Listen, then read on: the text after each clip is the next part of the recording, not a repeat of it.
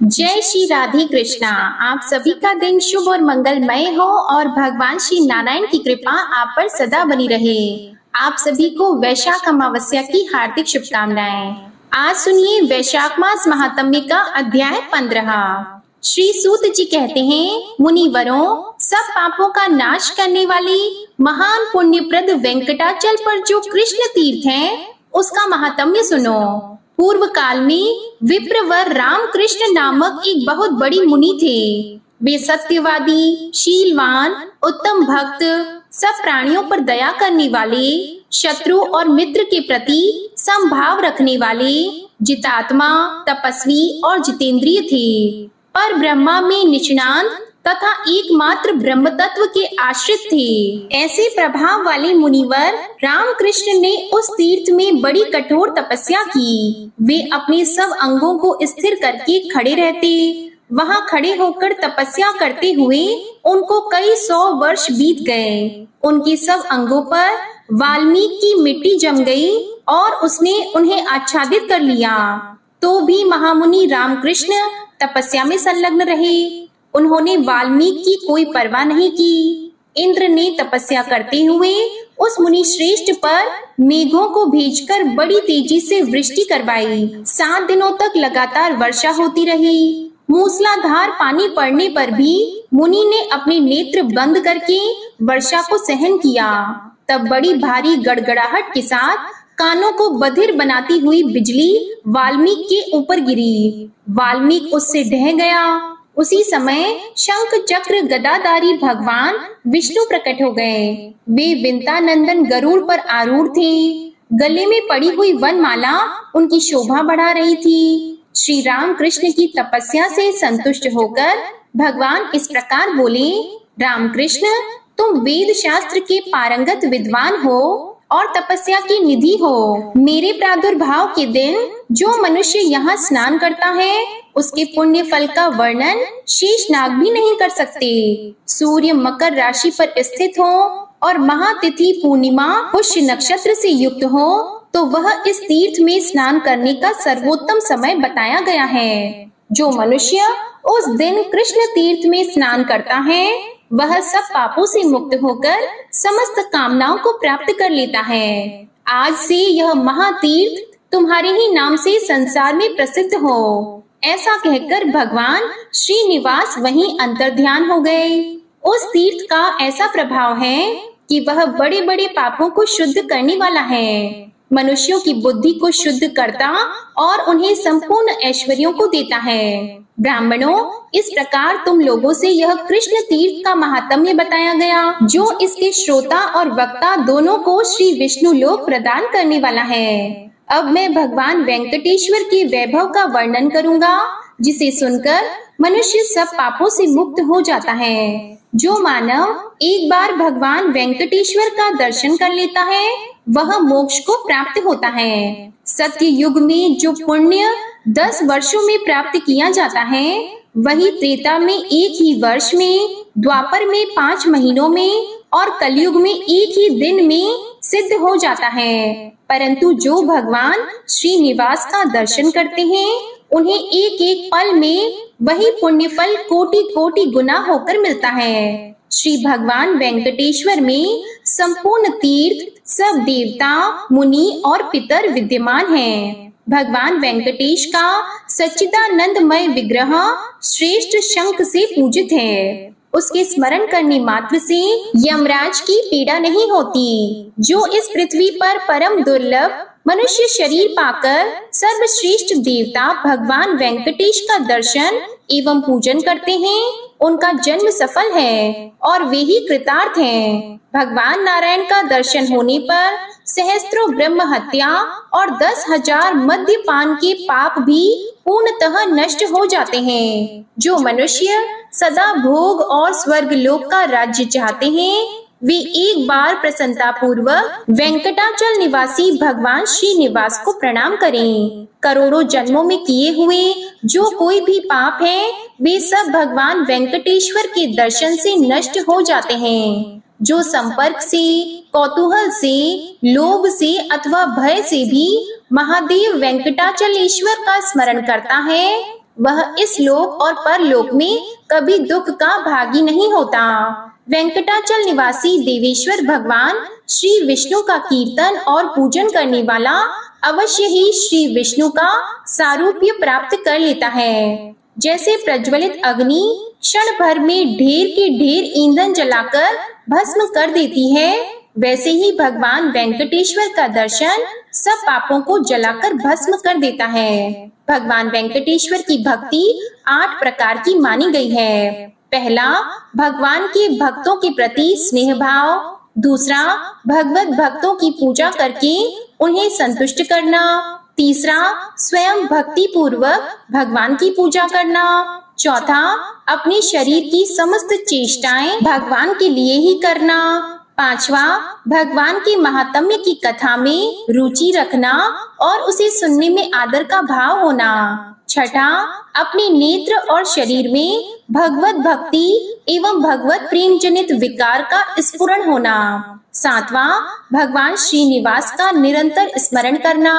और आठवां, वेंकटाचल निवासी भगवान श्रीनिवास की शरण लेकर ही जीवन धारण करना। ऐसी 8 प्रकार की भक्ति यदि किसी म्लेच्छ में भी हो तो वह निश्चय ही मोक्ष को प्राप्त कर लेता है। भगवान की अनन्य भक्ति तथा ब्रह्म ज्ञान से मोक्ष की प्राप्ति निश्चित है। सन्यासियों और नैष्ठिक ब्रह्मचारियों को वेदांत शास्त्र श्रवण जनित ज्ञान से जो मुक्ति प्राप्त होती है, वही सब लोगों को केवल भगवान वेंकटेश्वर के दर्शन से बिना देरी से ही मिल जाती है। वेंकटगिरी के स्वामी भगवान श्रीनिवास का दर्शन कर लेने पर सब लोग महापुरुष की श्रेणी में चले जाते हैं। उनमें से कोई एक दूसरे से कम या अधिक नहीं रह जाता।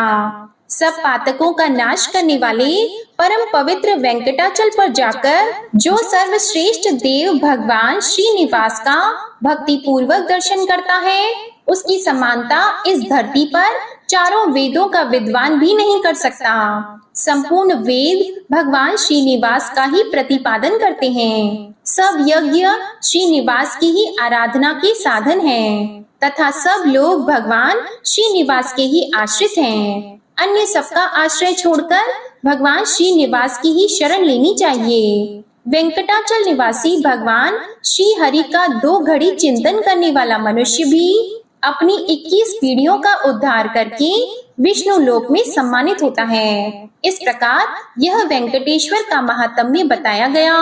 जो मनुष्य प्रतिदिन भक्ति पूर्वक इसको सुनता अथवा पढ़ता है, वह भगवान वेंकटनाथ की सेवा का फल पाता है। वेंकटाचल पर चढ़ने के पहले उस पुण्यवर्धक पर्वत की इस प्रकार प्रार्थना करनी चाहिए।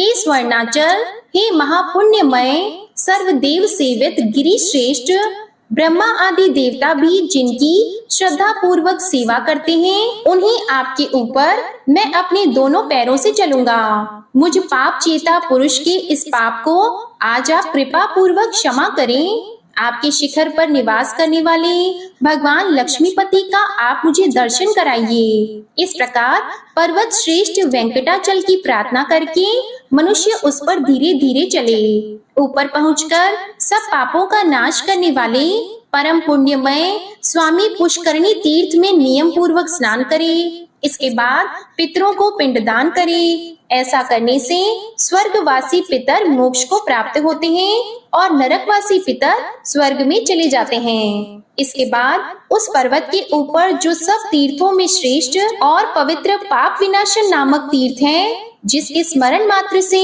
मनुष्य फिर गर्भ में नहीं आता, उसके पास जाकर उसमें स्नान करना चाहिए। वह स्वामी तीर्थ से उत्तर दिशा में है। वहां स्नान करने से मनुष्य वैकुंठ धाम में जाते हैं। पूर्व काल में भद्रमती नामक एक श्रेष्ठ ब्राह्मण थे, जो वेद वेदांगों के पारंगत पंडित थे, परंतु वे बड़े दरिद्र थे। उनके पास जीविका का कोई साधन नहीं था।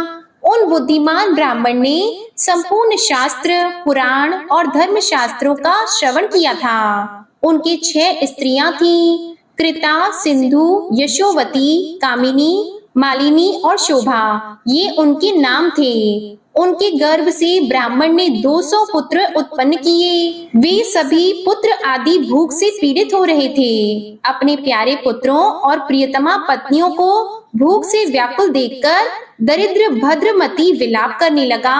हाय, भाग्यहीन जन्म को धिक्कार है, धन और कीर्ति से रहित जीवन को धिक्कार है। उस जन्म को भी धिक्कार है जिसमें धन अभाव के कारण अतिथियों का सत्कार नहीं हो पाता हो। ज्ञान और सदाचार से शून्य जीवन को भी धिक्कार है और बहुत संतानों वाले मनुष्य के धनहीन जन्म को भी धिक्कार है। ब्राह्मण, पुत्र, पौत्र, भाई, बंधु और शिष्य आदि सभी मनुष्य धनहीन पुरुष को त्याग देते हैं। जो धनवान है वह निर्दयी हो या दयावान, गुणहीन हो या गुणवान, मूर्ख हो या पंडित तथा सब धर्मों से युक्त हो या धर्महीन, यदि वह ऐश्वर्य के गुण से युक्त है तो पूजने ही योग्य होता है। अहो, दरिद्रता बड़ा भारी दुख है, उसमें भी आशा तो अत्यंत दुखदायिनी होती है। आशा के वशीभूत हुए मनुष्य क्षण क्षण में दुख भोगते हैं। जो आशा के दास हैं, वे समस्त संसार के दास हैं, और जिन्होंने आशा को अपनी दासी बना लिया है, उनके लिए यह संपूर्ण जगत दास के समान है। अहो, दरिद्रता महान दुख है, महान दुख है। उसमें भी पुत्र और स्त्रियों का अधिक होना तो और भी दुखदायी है। ऐसा उद्गार प्रकट करके सब शास्त्रों के अर्थ ज्ञान में पारंगत विद्वान भद्रमती मन ही मन ऐसे धर्म का विचार करने लगी जो अत्यंत ऐश्वर्य प्रदान करने वाला हो। उस समय उनकी स्त्रियों में जो कामिनी नाम वाली पतिव्रता पत्नी थी, उसने अपने पति देव से कहा, भगवान, मेरे प्राणनाथ, मेरी एक बात सुनिए। ऋषि मुनियों से सेवित सुवर्ण मुखरी नदी के तट पर देवताओं के निवास करने योग्य परम पवित्र वेंकट पर्वत है। उसके शिखर पर सब पापों का नाश करने वाला पावन तीर्थ है। महामते, आप पत्नी और पुत्रों के साथ वहां चलकर पाप नाशन तीर्थ में स्नान कीजिए। मैंने बचपन में अपने पिता के पास नारद जी के मुख से उस तीर्थ का महात्म्य इस प्रकार सुना था कि सब पापों का नाश करने वाले परम पवित्र वेंकटाचल पर पाप नाशन नामक एक महान तीर्थ है, जो समस्त दुखों का निवारण और सब प्रकार की संपदाओं का दान करने वाला है। उसमें संकल्प पूर्वक स्नान करके अधिक ऐश्वर्य प्रदान करने वाले धर्म का मन ही मन चिंतन करना चाहिए। सब दानों में उत्तम भूमि दान है। वह परलोक में उत्तम फल की प्राप्ति कराने वाला तथा समस्त मनोवांछित कामनाओं को देने वाला है। भूमि दान देकर मनुष्य अपनी अभीष्ट वस्तुओं को प्राप्त कर लेता है। नारद जी की यह बात सुनकर मेरे पिता बहुत प्रसन्न हुए। उन्होंने शेषाचल पर जाकर पापनाशन तीर्थ में स्नान करने के बाद एक क्षत्रिय ब्राह्मण को भूमि दान दिया, जो समस्त ऐश्वर्यों को देने वाला है। उससे मेरे पिता इस संसार में सब प्रकार से सौभाग्यशाली हुए और अंत में भगवान श्री विष्णु के परम धाम में गए। महाभाग, आप भी गिरिश्रेष्ठ वेंकटाचल पर चलकर संपूर्ण कामनाओं को देने वाला भूमि दान कीजिए। अग्निहोत्री क्षत्रिय ब्राह्मण को थोड़ी सी भी भूमि का दान करके मनुष्य पुनरावृत्ति रहित ब्रह्म लोक को प्राप्त होता है। वेंकटाचल पर्वत पर किया हुआ भूमि दान सब पापों का नाश करने वाला है। जो ईख, गेहूं, धान और सुपारी आदि वृक्षों से युक्त पृथ्वी का दान करता है, वह साक्षात श्री विष्णु के समान है। जीविकाहीन कुटुंबी एवं दरिद्र ब्राह्मण को थोड़ी सी भूमि देकर मनुष्य भगवान विष्णु के सायुज्य को प्राप्त होता है। अपनी पत्नी की बात सुनकर और शेषाचल निवासी भगवान विष्णु का ध्यान करके भद्रमती ब्राह्मण बहुत संतुष्ट हुए। उन्होंने अपनी बुद्धि से परम उत्तम क्रीड़ाचल पर्वत पर जाने का निश्चय किया। वे पूर्णतः धर्म परायण थे। अपनी स्त्री के साथ सुशाली नाम वाली नगरी में गए और सब ऐश्वर्यों से संपन्न विप्रवर सुघोष से उन्होंने 5 हाथ भूमि मांगी। सुघोष भी बड़े धर्मात्मा थे। उन्होंने प्रसन्न चित्त वाले इन कुटुंबी ब्राह्मण को देखकर इनका विधि पूर्वक पूजन किया और इस प्रकार कहा, भद्रमते, मैं कृतार्थ हो गया, आज मेरा जन्म सफल हुआ। इस प्रकार कहकर सुघोष ने कहा, पृथ्वी वैष्णवी पुण्या पृथ्वी विष्णु पालिता, पृथ्वी व्यास्तु प्रदानेन प्रियताम में जनार्दनः। अर्थात पृथ्वी भगवान विष्णु की प्रिया है, पवित्र पृथ्वी भगवान विष्णु द्वारा सुरक्षित है। पृथ्वी के दान से भगवान जनार्दन मुझ पर प्रसन्न हो। इस मंत्र के उच्चारण पूर्वक विष्णु बुद्धि से भद्रमती की पूजा करके 5 हाथ पृथ्वी उन्हें दे दी। उस भूमि दान के पुण्य से सुघोष भगवान विष्णु के धाम को प्राप्त हुआ, जहाँ जाकर कोई भी शोक नहीं करता। इसके बाद भद्रमती अपने पुत्रों और स्त्रियों के साथ देव दानव वंदित वेंकटाचल पर गए। वहां स्वामी पुष्करणी के परम पवित्र निर्मल जल में उन्होंने स्त्रियों और पुत्रों के साथ संकल्प पूर्वक स्नान किया। इसके बाद उसके पश्चिम तट पर पृथ्वी को धारण करने वाले भगवान श्वेत वराह को नमस्कार करके वे भगवान श्रीनिवास के मंदिर में गए। वहां ब्रह्मा आदि देवताओं से सेवित कृपा निधान श्रीनिवास का अपने पुत्र आदि के साथ दर्शन किया और भगवान को प्रणाम करके पत्नी और पुत्र सहित पाप नाशन तीर्थ में आए। फिर वहां विधि पूर्वक स्नान करके धर्म आदि शुभ कर्मों का अनुष्ठान किया और किसी क्षत्रिय विष्णु भक्त पुरुष को विष्णु बुद्धि से मोक्षदायक भूमि दान जो सुघोष से ली थी वह दिया। उस दान के प्रभाव से शंख चक्र और गदा धारण करने वाले वनमाला विभूषित भगवान विष्णु गरुड़ पर चढ़े हुए पापनाशन तीर्थ के तट पर प्रकट हुए।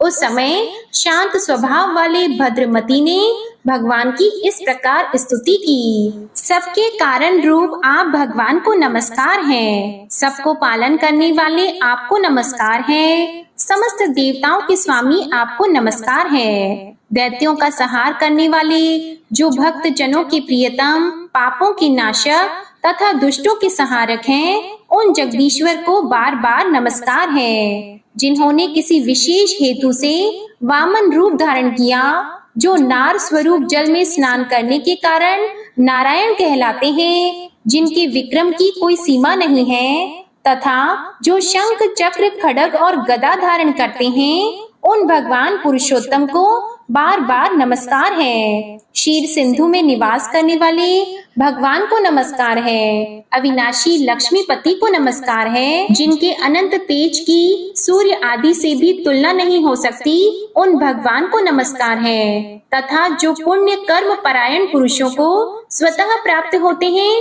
उन कृपालु श्री हरि को बार बार नमस्कार है। सूर्य और चंद्रमा जिनके नेत्र हैं, जो संपूर्ण यज्ञों का फल देने वाले हैं, यज्ञांगों से जिनकी शोभा होती है, तथा जो साधु पुरुषों के परम प्रिय हैं, उन भगवान श्रीनिवास को बारंबार नमस्कार है। जो कारण के भी कारण, शब्द आदि विषयों से रहित, अभीष्ट सुख देने वाले तथा भक्तों के हृदय में रमण करने वाले हैं, उन भक्त वत्सल भगवान को नमस्कार है। अद्भुत कारण रूप आपको नमस्कार है। मंदराचल पर्वत धारण करने वाले कच्छप रूपधारी आपको नमस्कार है। यज्ञ वाराह रूप में प्रकट होने वाले आपको नमस्कार है। वामन रूपधारी आपको नमस्कार है।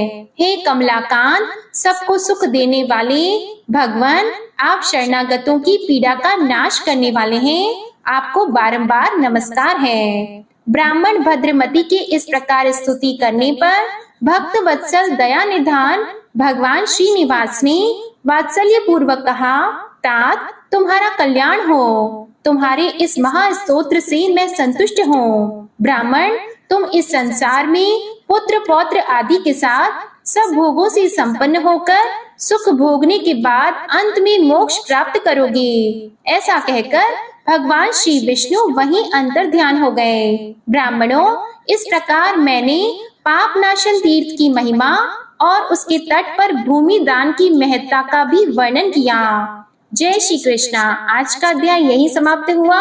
इसके आगे का वृतांत आप अगले अध्याय में सुनेंगे। अब आप सुनिए विष्णु चालीसा का पाठ। विष्णु सुनिए विनय सेवक की चित लाए, कीरत कुछ वर्णन करो दीजिए ज्ञान बताए। नमो विष्णु भगवान खरारी, कष्ट नशावन अखिल बिहारी।